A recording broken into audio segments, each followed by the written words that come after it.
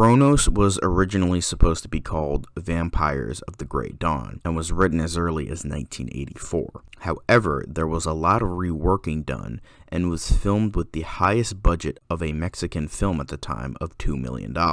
It received a small release in the US where it only got a little more than $600,000. Many critics felt it deserved a wider release. It was submitted for the 66th Academy Awards for Best Foreign Language Film, but it ultimately did not become a nominee. Despite this, it has been recognized as one of the greatest Spanish horror films of all time. If this isn't the shining example of the sub-theme this month, I don't know what is. It completely and utterly changes everything we knew about vampires into an entirely new mythology, involving the Cronos device.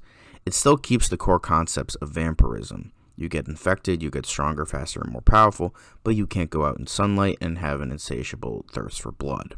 While Vampires showed a more brutal side to the idea of vampires, this one takes it under a more character-driven lens.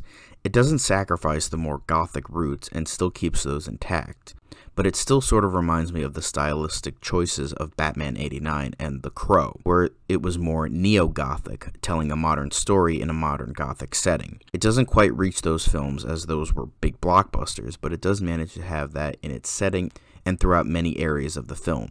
It's definitely more of a slow burn and very intriguing, but I found the story to be the weakest part of the film. Similar to Ginger Snaps, the lore, the technical aspects, the themes, and the performances are all top-notch, but the story just falls a bit flat for me.